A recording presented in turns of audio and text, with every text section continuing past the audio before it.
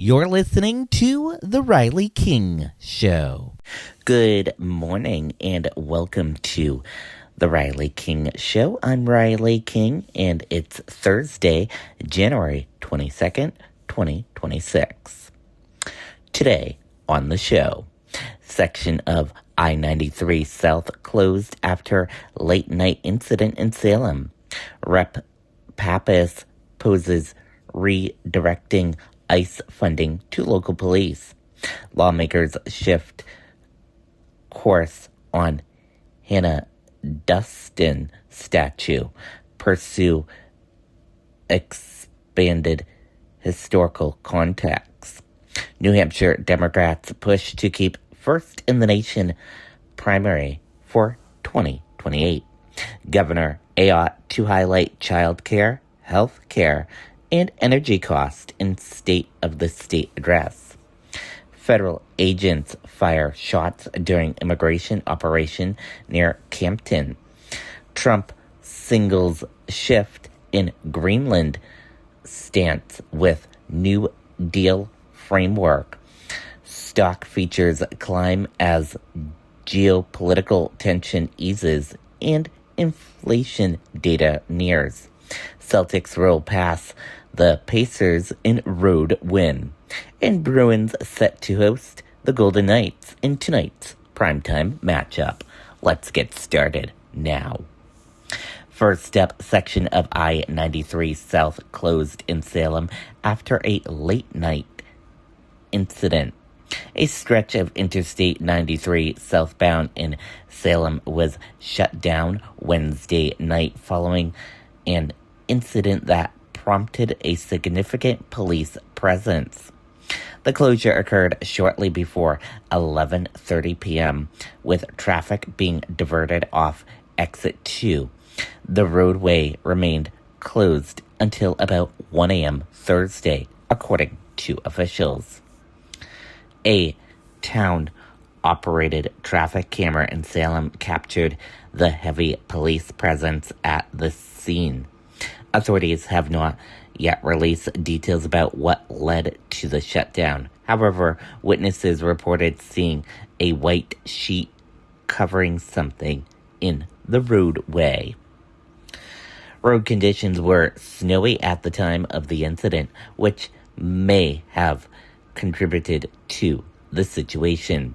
State Police said the investigation is ongoing. This is a developing story, and updates will be provided as more information becomes available.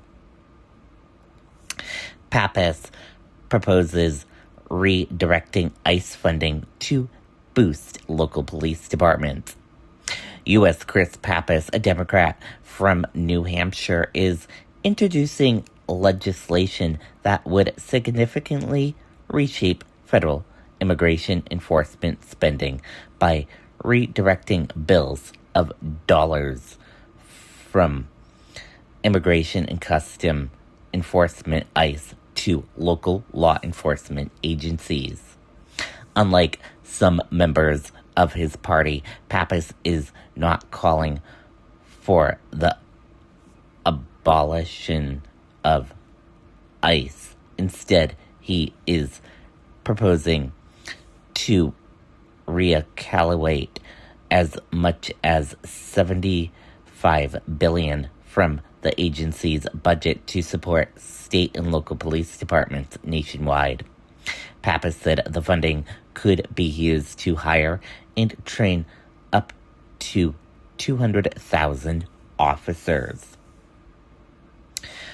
We've seen how ICE has been operating across the country, including in an overtly political fashion, dividing Americans. Pappas said, "It's my interest to see how we can truly make this country safer."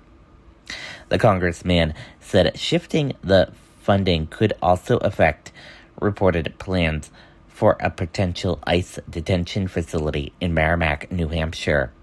He criticized the agency for what he described as a lack of transparency in its operations and planning. if they are not going to be transparent with the American people, with communities where they expect to build and operate facilities, and if they cannot be honest with taxpayers, then we need to be smart about how we use our dollars to truly keep this country safer, Pappas said.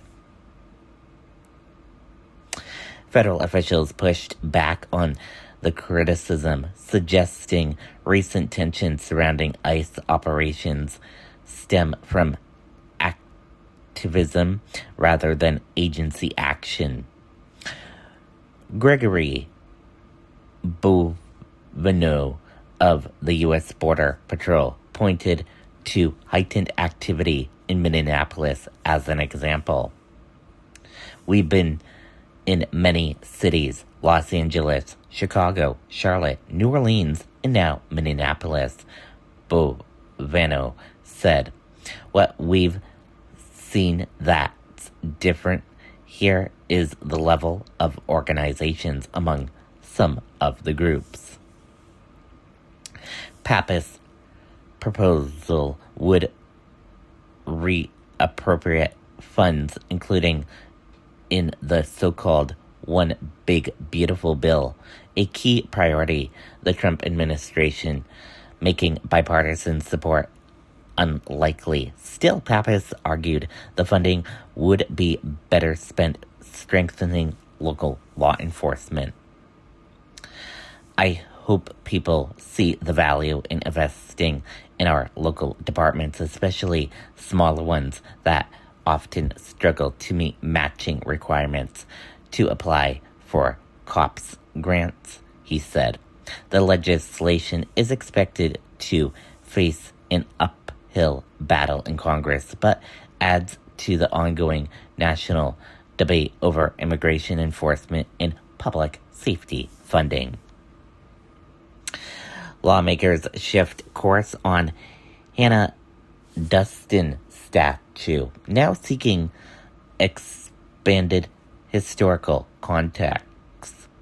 Supporters of a proposal to remove the controversial Hannah Duston Memorial statue in Bosquen are revising course, abandoning calls for its demolish in favor of plans to expand historical interpretation at the site. The new goal is to revive efforts to create a border interpretive area that would provide context around the monument while leaving the statue in place. The issue first gained attention last fall when legislation was introduced at the State House to remove the statue of Dustin, a 17th century Massachusetts Puritan woman who killed 10 Abenaki people in retaliation for the death of her newborn child. It created a lot of attention, said State Rep. David Nagler, a Republican from Gilmington, who sponsored the original removal bill. I got a lot of letters. After hearing from constituents and community members, Nagel said he now supports amending the bill and reestablish a working group that previously sought consensus on a new interpretive site. That group, active over the past decade, aimed to contentalize the monument rather than eliminate it. We would rather see, instead of demolish the statue, that a border interpretation be intact. The very recommendations that were made years ago by the original advisory committee from the 2013 legislature, said Lori Carey, a member of the Bosquen Select Board. The monument has long been a political and culture flashpoint. According to historical accounts, Dustin was taken captive by the Abenaka people in 1697 along with her infant. After the child was killed, Dustin escaped and killed and scalped 10 Abenaka individuals. Events commemorated by the statue at its current location. Those were horrible times for people, said Elaine Clow, president of the Bosquen Historical Society. While Indonesia groups have historically proposed the statue, many now support keeping it in place if the site is expanded to tell more complete and balanced story. To us, it's a resource that has been maintained and made into a vibrant and contemporary historical park escape, said Paul of the New Hampshire Commission on Native Afro-American Affairs. Denise of the Kawasaki Board of Pennacook Abenaki people said the statue offers an opportunity to correct long-standing historical narratives. I cannot undo Cotton Mather's 400 years lie, she said, but I can narrate the statue that people come and look at, and that gives a permanent placement to correct the narratives. It remains unclear how lawmakers will respond to the revised proposal as it moves forward in legislative process. New Hampshire Democrats push to keep first in the nation primary for 2028. 2 years ahead of the 2028 presidential primary, New Hampshire Democrats are making a formal push to retain their long-held status as first in the nation primary state. Party leaders are submitting a 46-page proposal this week to the Democratic National Committee, DNC, outlining why New Hampshire should once again lead off the presidential nomination process. Democratic Party Chairman Ray Buckley said he is confident the Granite State will prevail. We think that New Hampshire is going to be very successful with arguing why we should, Buckley said. We really fit all criteria, no matter the law or the tradition. Although New Hampshire has continued to hold the first primary in recent cycles, it did not receive DNC support during the last election cycle. Now, with party leaders signaling a reset, Democrats are seeking renewed backing from the National Committee. Buckley said he believes New Hampshire's proposal stands out among the competition. So far, I think ours is really outstanding compared to the other states, he said. The proposal highlights New Hampshire's accessibility, noting the state's small size allows candidates to meet voters face-to-face. It also points to state's growing diversity and the presence of independent voters who play a key role in general elections. What do we offer? We offer independent voters, Buckley said, and that's who you need to attract in the November election. Political analyst Scott Spradling said New Hampshire's status as a swing state strengthens its case. They want a purple state, and New Hampshire is as purple as it comes right now, which really helps us set ourselves apart from the rest of the field, Spradling said. Spradling added that Democrats should return to a system that has historically worked for the party. The entire Nick flow is because Joe Biden wanted to make a change and reward the state that gave him the White House, he said. It's time to set aside the personal politics and get back to how voters should be choosing the next president, and it should start here in New Hampshire. A dozen of state parties are seeking DNC approval to hold early primaries. New Hampshire and Delaware are the only applicants from the Northeast, while other states in the running include Michigan, Virginia, Georgia, and South Carolina. The DNC Rules and Bylaws Committee is scheduled to review the applicants later this month in Puerto Rico. A ought to highlight child care, health care, and energy cost in State of State address. Governor Kelly Ayotte is expected to unveil plans to expand access to child care, improve the affordability of health care, and lower electricity cost when she delivers her State of the State address on February 5th.